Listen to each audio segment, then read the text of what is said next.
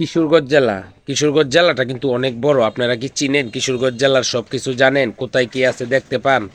দেখেন না, তাহলে এই ভিডিওটা আপনার জন্য। আমি আপনাদেরকে দেখাবো কিশোরগঞ্জ জেলার কোন জায়গায় কি আছে, যতটুকু সম্ভব চেষ্টা করব। আশা করি আপনারা ভিডিওটা শেষ পর্যন্ত দেখবেন, তাহলে বুঝতে পারবেন। আর কিশোরগঞ্জ জেলার বিভিন্ন নিদর্শন দেখতে চাইলে অবশ্যই আমার চ্যানেলটি ফলো করে সাথে থাকবেন। একটার পর একটা ভিডিওর মাধ্যমে আপনাদেরকে দেখাবো কোন জায়গায় কি আছে, কোন শহরটা কই রকম, বা কোন গ্রামটা বা নদী নালা রাস্তাঘাট শহর গ্রাম সবকিছু আসলে আপনাদেরকে দেখানোর চেষ্টা করব। আমার চ্যানেলটি সবাই ফলো করে সাথে থাকবেন। আপনাদেরকে দেখানোর জন্য আমার এই ছোট্ট ব্লগ আইডিটা, এটা আসলে মোহাম্মদ এমডি সুহেল, অর্থাৎ বাংলা বলছিলাম আমি, সরি। এটা হলো এমডি সুহেল 20।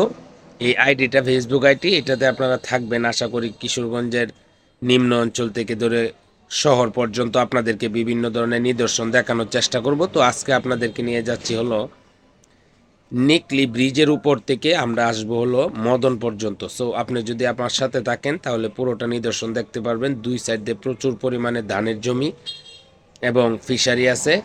মধ্যে দিয়ে যে রাস্তাটা করছে রাষ্ট্রপতি, দেখার মতো। তো এটা এখন যতটুকুই সুন্দর হোক না কেন, পানির সময় আরও সৌন্দর্য বেড়ে যায়। এই যে দেখেন, এই মাঠটায় প্রতি বছর লক্ষ লক্ষ টন ধান এখান থেকে উৎপাদন করে এই মাঠে শুকিয়ে বিভিন্ন গাড়ির মাধ্যমে বাংলাদেশের বিভিন্ন অঞ্চলে পাঠানো হয়। এই মাঠটা এখন প্রায় শূন্য বললেই চলে, যেহেতু এই বছর ধানগুলা পানির তলে তলিয়ে গেছে। যতটুকু পারছে, যে যেরকম করেই পারছে, পানির তল থেকে ধানগুলাকে মূলত নৌকায় করে এনে মেশিনে নিয়ে এখন রোদে শুকাচ্ছে। রাস্তার দুই পাশে প্রচুর পরিমাণে ধান দেখতেছেন, কিন্তু এগুলাই ধান না। একজনের 10 খানি জমি থাকলে সে 1-2 খানি কাটতে পারছে, বাকিটা পানি তলায় গেছে। একজনের 20 খানি জমি থাকলে তিনি 1-2 খানি 5 খানি কাটতে পারছে, বাকিটা তলায় গেছে। অর্থাৎ বাংলাদেশের লক্ষ লক্ষ হেক্টর জমি ধান পানিতে তলিয়ে গেছে। গিরস কিন্তু মরেই গেছে প্রায়। তবুও কিছু করার নাই, আল্লাহর বাও বাও। আল্লাহ যা করে সেটা মানুষের মঙ্গলের জন্য করে, ভালোর জন্য করে, এটা আমাদের মেনে নিতে হবে। আমি একজন গ্রামের মানুষ, যদি আমার কথায় কোনো ভুল হয় আপনারা সংশোধন করে নেবেন। আসলে আমি এত কথা বুঝি না বা কথা বলতেও পারি না, তবুও আপনাদের মাধ্যমে কিছুটা কথা না বললে আপনারা ভিডিওটা সম্পর্কে বুঝবেন না বা জানবেন না। ধরেন আমরা এখন চলে এসেছি বাড়িনানচিরি পার হয়ে কারপাশা ইউনিয়ন পরিষদ। এটা খুব সুন্দর একটা পরিপূর্ণ ইউনিয়ন। যদি আমরা সদরের সাথে বসবাস করি, সদরের ভিতরে বসবাস করি, কিন্তু এরকম সুন্দর পরিপূর্ণ একটা ইউনিয়ন পরিষদ আসলে দেখাটা খুবই কষ্টকর। এটা কারপাশা ব্রিজ। তো এখান দিয়ে আপনাদেরকে আনার উদ্দেশ্য কিছু কথা বলবো এবং এই আশপাশের দৃশ্যগুলো মূলত আপনাদেরকে দেখাবো। যারা প্রকৃতি ভালোবাসেন, যারা দেশ গ্রাম ভালোবাসেন, তাদের জন্য মূলত আমার এই ভিডিওটা। আমি অন্য কোনো ব্লকে যাই না, তবে আমার চোখে যখন যা পড়ে আমিও দেখি, আপনাদেরকে দেখানোর চেষ্টা করি। যদি সবসময় আমার পাশে থাকেন তাহলে আসলে আপনারাও দেখতে পারবেন।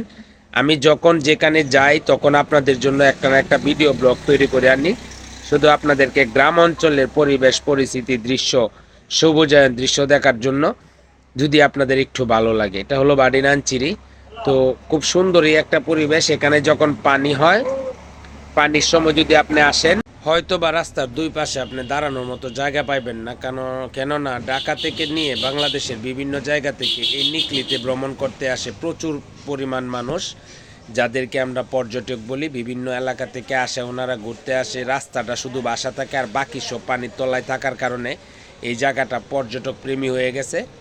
যদি কেউ এখনো না আসেন তাহলে আসতে পারেন। এখন তো আর পানি নেই, এটা আপনাদেরকে দেখাচ্ছি। যখন পানি হবে তখন আপনাদেরকে পুরো ভিডিওটা দেখানোর চেষ্টা করব ইনশাল্লাহ। আশা করি সবাই সাথে থাকবেন। আপনাদের ভালোবাসায় আমি যদি একটু পাই তাহলে অবশ্যই আপনাদেরকে নিয়ে কিশোরগঞ্জের বিভিন্ন জেলায়, কিশোরগঞ্জের বিভিন্ন উপজেলায় যাওয়ার চেষ্টা করব। কেননা কিশোরগঞ্জ জেলাটা তো আর ছোটো না, 12-13টা থানা নিয়ে কিশোরগঞ্জ জেলা। কিশোরগঞ্জ জেলার বিভিন্ন বিস্তীর্ণ এলাকা আছে যেগুলাতে আসলে যাওয়াটা খুবই কষ্টকর। তবে আমার এই ভিডিওর উপরে নির্ভর করে আপনাদের বিভিন্ন এলাকা দেখানোর।